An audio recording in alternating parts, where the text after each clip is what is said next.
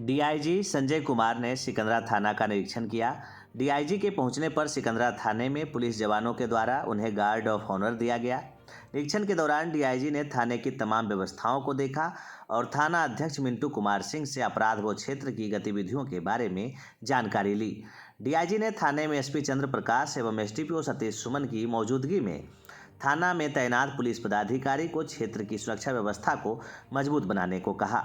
DIG ने थाने का नजरी नक्शा, गुंडा पंजी, अनुसंधान पंजी, रोकड़ पंजी, शस्त्र पंजी, जनता दरबार, लूट, वारंटी, फरारी, संचिका सहित लंबित कांडों का निरीक्षण किया। इस दौरान डीआईजी संजय कुमार ने कहा कि पूर्व से निर्धारित तिथि के आलोक में रूटीन निरीक्षण किया जा रहा है।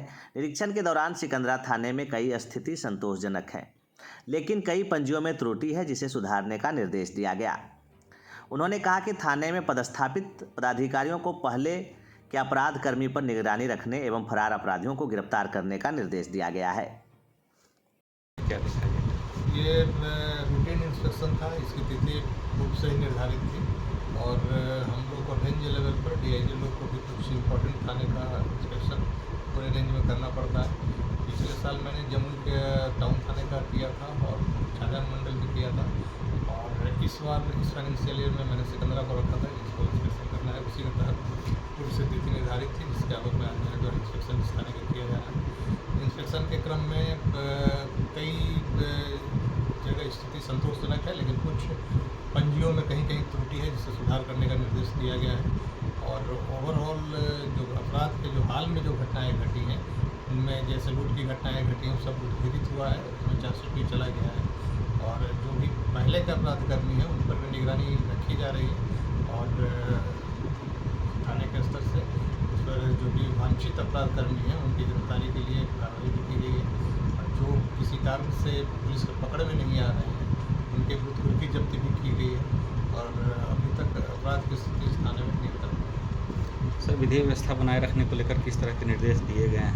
अभी तक तो मैं 3 साल से इस रेंज में पदस्थापित हूँ। सिकंदरा थाने में कोई विधि व्यवस्था के संबंधी कोई सूचना मुझे प्राप्त नहीं हुई है। मैं मान के चल रहा हूँ काफ़ी शांतिपूर्ण इलाका है, लेकिन पूर्व में नक्सल की घटनाएं तो पूरे रेंज में आप देख रहे हैं कि मतलब जमुई प्रभावित रहा था जी, लेकिन अभी 3 साल में नक्सल की कोई बड़ी घटना या छोटी घटना भी नहीं घटी है।